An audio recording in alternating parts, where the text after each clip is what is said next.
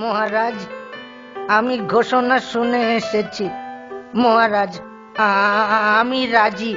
আপনি এই বয়সে সারা রাত পুকুরে ডুবে থাকবেন? আপনি কি পাগল?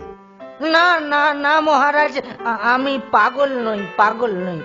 আমার একটি বিবাহযোগ্য কন্যা আছে।